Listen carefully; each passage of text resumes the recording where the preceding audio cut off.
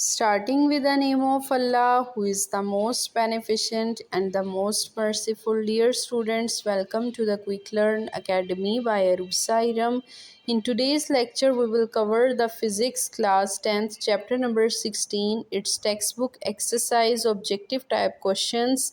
Dear students, before starting this video, if you have not yet subscribed to my channel, then do subscribe my channel, which is Quick Learn Academy by Arusa Iram, and also hit the bell icon so that you can get the latest updates on the go.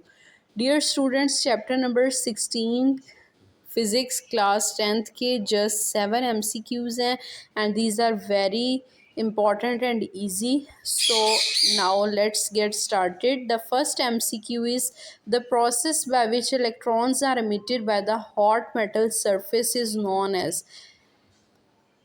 ऐसा कौन सा process है जिससे हम hot metal surface से जो हैं वो इलेक्ट्रॉन्स को अमिट करते हैं, निकालते हैं. डियर स्टूडेंट्स, हमने चैप्टर नंबर 16 के जो है स्टार्टिंग टॉपिक्स में थर्मियोनिक एमिशन के बारे में जो है वो पढ़ा हुआ है. तो जो थर्मियोनिक एमिशन है वो एक ऐसा प्रोसेस है जिससे हम हॉट मेटल सरफेस से इलेक्ट्रॉन्स को इजीली जो है वो अमिट करा सकते हैं. So here the option D will be correct.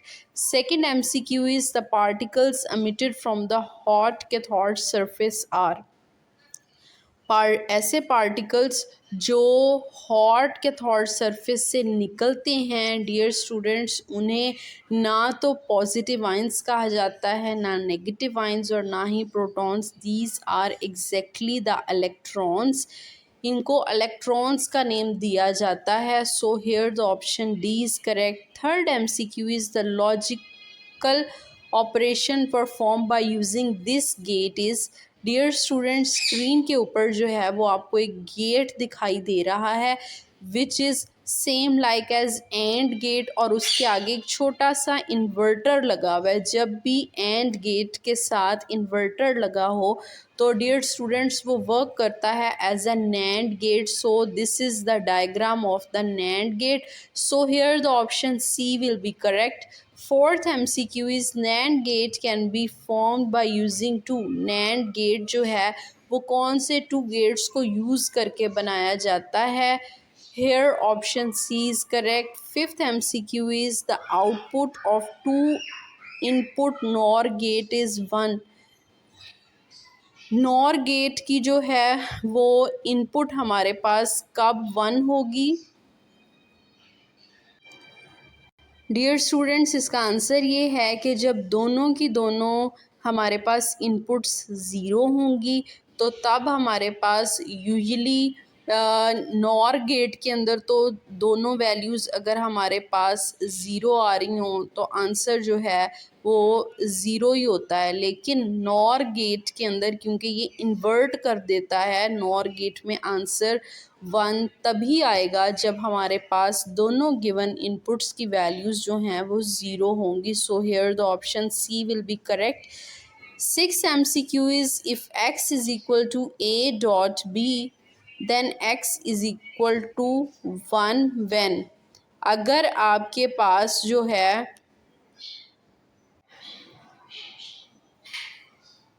हमारे पास x की वैल्यू 1 कब होगी? जब हमारे पास दोनों की दोनों इनपुट्स जो हैं वो 1 होंगी. डियर स्टूडेंट्स, आपको स्क्रीन के ऊपर नैंड गेट दिखाई दे रहा है. अगर आप नैंड की जगह पे लेट्स सपोज एंड कंसीडर कर लेते हैं और इसका जो लास्ट वाला ब्लॉक है उससे निगलेक्ट कर दें जिसमें वैल्यू को इन्वर्ट किया गया, तो डियर स्टूडेंट्स अगर आप a डॉट b ले रहे हैं, हमने अभी स्टेटमेंट में पढ़ा है कि हमारे पास आंसर 1 कब होगा. तो आपको डियर स्टूडेंट्स स्क्रीन के ऊपर दिखाई दे रहा है कि अगर आप लास्ट वाले ब्लॉक को निगलेक्ट करते हैं, इस बात को माइंड में रखें.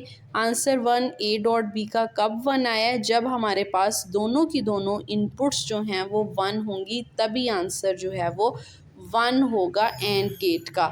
सो डियर स्टूडेंट्स, इस वजह से हमारी 6 जो ऑप्शन है इसका आंसर जो है वो ए होगा when a and b are 1.